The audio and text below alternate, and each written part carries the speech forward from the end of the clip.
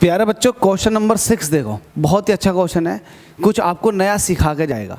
आपसे कह रहा है कि 2 ट्रेन्स हैं ए एंड बी, दोनों का नाम क्या है? एक का नाम ए है, दूसरे का नाम बी है।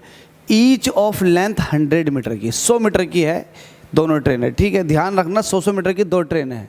यहाँ तक आगे बोल रहा है are running on parallel tracks. Parallel track का मतलब यह है कि पटरियां जो है वो एक दूसरे के पैरेलल में है। अब पैरेलल ट्रैक पर मूव कर रही हैं, किस तरह से मूव कर रही हैं आपको समझ में आ जाएगा। हमसे कह रहा है one overtakes the other in 20 second. एक जो है वो दूसरे को ओवरटेक करती है। जब आप ओवरटेक का केस लेते हो तो ओवरटेक तभी होती है जब दोनों एक ही डायरेक्शन में मूव करें। एक की स्पीड ज़्यादा हो, दूसरे की स्पीड कम हो, तभी ओवरटेक होगी। ठीक है, तभी ओवरटेक होगी। तो ओवरटेक के केस में दोनों एक ही डायरेक्शन में मूव करती हैं। तो मैं इसको इस तरह से लिख सकता हूँ, इस तरह से लिख सकता हूँ पहले वाले केस में कि ओवरटेक जब होती है तब दोनों एक ही डायरेक्शन में मूव करती हैं। तो पहला वाला केस तो ये है। दूसरा हमसे कह रहा है and one crosses the other in 10 second. जो ओवरटेकिंग हो रही है, ओवरटेकिंग में जो टाइम लग रहा है ये 20 सेकेंड का लग रहा है, लेकिन हमसे कह रहा है one crosses the other in 10 second. और अगर एक दूसरे को क्रॉस कर रहे हैं, एक दूसरे को क्रॉस कर रहे हैं, तो क्रॉसिंग तो तभी होगी जब एक इधर से आ रही होगी और एक इधर से आ रही होगी। तो क्रॉसिंग के टाइम में जो समय लग रहा है इनको क्रॉस करने में, वो लग रहा है 10 सेकंड का। ध्यान रहे, यहाँ एक ही क्वेश्चन के अंदर आपको 2 कंडीशन दे रखी हैं, बहुत अच्छे से समझना आपको। हमसे कह रहा है पहली कंडीशन में कि एक दूसरे को ओवरटेक कर रही हैं, और दूसरे वाले केस में कह रहा है कि एक दूसरे को क्रॉस कर रही हैं। तो ओवरटेकिंग में टाइम लग रहा है 20 सेकंड का और क्रॉसिंग में टाइम लग रहा है 10 सेकंड का। मुझे एक बात बताओ, दोनों ही केस में ये बताओ कि ये दोनों ट्रेनें एक दूसरे को जब ओवरटेक कर रही होंगी, जब ओवरटेक कर रही होंगी तो कितना डिस्टेंस ट्रैवल करेंगी? ये 100 मीटर की है, दूसरी वाली आ रही है, जब इसको पूरा क्रॉस कर देगी, पूरा क्रॉस कर देगी तो पूरी क्रॉसिंग मानोगे ना? मानोगे, बिल्कुल पूरी क्रॉसिंग मानोगे कि ट्रेन पूरी चली गई। तो ये पहली वाली ट्रेन थी, और दूसरी वाली ट्रेन जब इसके पूरे इस तरह से निकल जाएगी तभी तो आप क्रॉसिंग कहोगे। तो मुझे बताओ, ये 100 मीटर की है और ये 100 मीटर की है, तो डिस्टेंस कितने ट्रैवल कर रही हैं? ये कर रही हैं 200 मीटर की।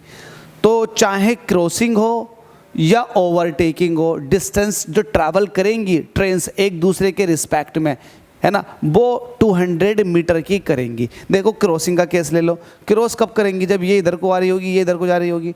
तो जाहिर सी बात है एक कंडीशन ऐसी आएगी, ये आ जाएगी, ये इधर को जाने वाली, ये इधर को जाने वाली, तो 100 मीटर ये और 100 मीटर ये। तो देखो 200 मीटर के डिस्टेंस ट्रैवल कर दी ना करती। तो ये वाली बात अच्छी है, काम की बात है, इसको अच्छे से समझ के चल लेना। ठीक है, अच्छे समझ के चल लेना, इसका यूज़ होगा। अब मान लेते हैं कि यहाँ पर दो हैं ट्रेन, एक ट्रेन है ए, दूसरी है बी। तो इसको आपने ए कह दिया, इसको आपने बी कह दिया, ये ए है और ये बी है। ठीक है, ठीक है भाई। अब पहले वाले केस के अकॉर्डिंग जब एक दूसरे को ओवरटेक करते हैं तो यहाँ पर रिलेटिव वेलोसिटी इस्तेमाल होती है।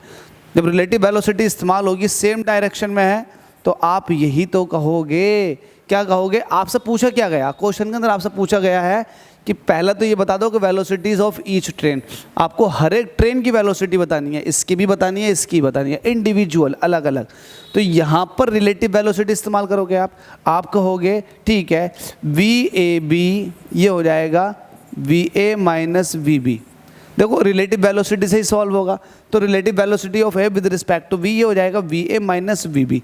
अब इसको जब आप देखो वेलोसिटी आपके पास रिलेटिव में है कि वेलोसिटी क्या होता है? Distance upon time. ये क्या होता है? Distance upon time. और डिस्टेंस कितनी है? 200 मीटर की है, और टाइम कितना लगा? 20 सेकेंड लगा। इससे एक ऐड होगा तो ये आ जाएगा 20। तो यहाँ से आपके पास आ चुका है v A minus v B, ये आ चुका आपके पास 20। ये आपके पास इक्वेशन 1 आ गई। दूसरे वाले केस को देखोगे, दूसरे वाले केस को, तो एक इधर को आ रही है, दूसरी इधर को जा रही है। तो जब आप इनकी रिलेटिव वेलोसिटी निकालते हो तो ऐड हो जाती है, जुड़ जाती है। कैसे जुड़ जाती है? ये तो पहले वाले केस में था। सेकंड वाले केस का कलर चेंज कर देता हूँ। आप कहोगे वी ए बी, तो आप कहोगे v A minus v B, यही तो कहोगे। लेकिन जब आप बी ए बी निकाल रहे हो तो ए की डायरेक्शन इधर को है वेलोसिटी की, बी की डायरेक्शन उधर को है, तो बी की डायरेक्शन को भी आपको उल्टा करना पड़ता। तो बी की डायरेक्शन को उल्टा करने के लिए आपको फिर ये करना पड़ेगा। ये बी की डायरेक्शन आ गई माइनस के साथ। ठीक है, अब आप ये वाला फॉर्मूला लगा सकते हो। जब आप ये वाला फॉर्मूला लगाते हो तब आप ही फिर ये कहते हो माइनस का वी बी। देखो जब भी आप रिलेटिव वेलोसिटी निकालते हो तो इसके रिस्पेक्ट में इसकी, लेकिन ये तभी है जब v A minus v B करके जब आता है इक्वेशन, ये तभी है जब एक ही डायरेक्शन में मूव कर रही हो। अब जब अपोजिट डायरेक्शन में मूवमेंट आता है दो चीज़ों का, रिलेटिव निकाल लो तो वो ऐड हो जाती हैं, ऐड हो जाती हैं। ऐड होने का सिंपल सा कॉन्सेप्ट यही है कि आप जब भी रिलेटिव वेलोसिटी निकालते हो v A minus v B करते हो, और जब दोनों अपोजिट डायरेक्शन में होती हैं तब आप उसको ऐड कर लेते हो, क्योंकि एक के डायरेक्शन को आपको अपोजिट लेना पड़ जाता है ज़बरदस्ती। तो मैंने बी की डायरेक्शन को अपोजिट ले लिया, इधर को ले लिया, जब डायरेक्शन को अपोजिट लिया तो माइनस का वी बी करना पड़ेगा बिल्कुल। तो इस हिसाब से ये हो जाएगा v A plus v B. अगर ये चीज़ समझ में नहीं आई किसी की तो आप दो बातें याद कर लेना, जब एक ही डायरेक्शन में मूव करोगे तो v A minus v B, तो जब अपोजिट डायरेक्शन में मूवमेंट आएगा तो v A plus v B. इसको कॉमन सेंस के तौर पे ऐसे भी समझा जा सकता है कि एक ट्रेन आपकी तरफ को आ रही है और आप भी उसकी तरफ को मूव कर रहे हो, तो आपको ऐसा लगेगा कि आप जल्दी उस ट्रेन के पास पहुंच गए ना, पहुंच गए। तो देखो वेलोसिटीज़ ऐड हो गई, क्योंकि वो भी आपकी तरफ को आ रही है और आप भी उसकी तरफ को जा रहे हो, तो वेलोसिटीज़ ऐड हो जाएंगी। तो ये अपोजिट का केस था, रिलेटिव वेलोसिटी ऐड हो जाती है, ठीक है। लेकिन अब एक ही डायरेक्शन में जाओगे, एक ही डायरेक्शन में जाओगे तो पता लगा कि जितनी स्पीड आपकी है उतनी स्पीड इसकी भी है, तो आपको ऐसा लगेगा कि ट्रेन रुकी हुई है। अगर इसकी ज़्यादा हो गई थोड़ी सी तो आपको लगेगा कि हम पीछे की तरफ को जा रहे हैं या आगे की तरफ को जा रही है, हल्के हल्के। तो ये एक तरह से रिलेटिव वेलोसिटी, तो ये डिफरेंस करके आती है, तो इसमें कम हो जाता, v A minus v B हो जाता। खैर समझ में आया होगा, हो सकता है ना आया हो, लेकिन मैं पूरी कोशिश कर रहा हूँ कि आपको समझ में आ जाए, ठीक है, कोई दिक्कत नहीं है। तो आपके पास वी ए भी आ चुका है, v A plus v B. अब ये v A plus v B ये तो रिलेटिव वेलोसिटी है, ये हो जाएगा डिस्टेंस अपॉन टाइम। तो डिस्टेंस कितनी अगेन 200, टाइम कितना लगा 10 सेकंड, तो ये आ जाएगा ये आ जाएगा, अरे ये तो थोड़ा कैलकुलेशन मिस्टेक हो गई, यहाँ से 200 काटोगे तो ये 10 बार आ जाएगा ना, तो ये 10 है, ये 10 है, 0 से 0 कट गई, आ जाएगा 20, तो ये आपके पास 20 आ चुका है। तो v A plus v B आपके पास कितना आ चुका है 20, ठीक है भाई, ध्यान रखना ये आ चुका आपके पास 20। तो आपके पास दो इक्वेशन आ गए, इक्वेशन 1 एंड इक्वेशन 2। अब आप कहोगे फ्रॉम इक्वेशन 1 एंड 2, तो मैं 1 को भी उतार लेता हूँ यहाँ पर, v A minus v B, ये आपके पास कितना आ जाएगा 10, इसको इक्वेशन 1 आपने कह रखा। अब इन दोनों को ऐड करो, जैसे आप ऐड करोगे तो वी बी से वी बी कट जाएगा, तो ये हो जाएगा 2 वी ए और ये हो जाएगा 30, तो वी ए यहाँ से निकल कर आ जाएगा 15। वी ए की स्पीड कितनी आ गई 15 मीटर पर सेकंड। अब प्लस में आई है तो इसका मतलब ये है जैसा आपने डायरेक्शन एज्यूम की थी बिल्कुल वैसे ही है। अब ए की वैल्यू को आप कहीं पर भी पुट कर दो, ए की वैल्यू को जब आप इसके अंदर पुट करोगे, इसके अंदर, तो आप कह दो v A is equal to 15 put in second equation में पुट कर दो। सेकंड इक्वेशन आपके पास कौन सी है, जल्दी से बता दो, ये है v A plus v B is equal to v A plus v B is equal to 20, किसी में भी पुट कर सकते हो, डजेंट मैटर।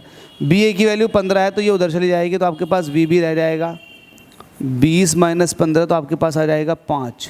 वैल्यू कितनी आ गई 5 मीटर पर सेकंड। तो आपसे यही पूछा गया था कि ए की स्पीड बता दो और बी की स्पीड बता दो, वेलोसिटीज़ ऑफ ईच ट्रेन। तो आपके पास आ चुकी है 15 और एक आ चुकी है 5, तो 15 और 5 मुझे उम्मीद है कि समझ में आ गया होगा।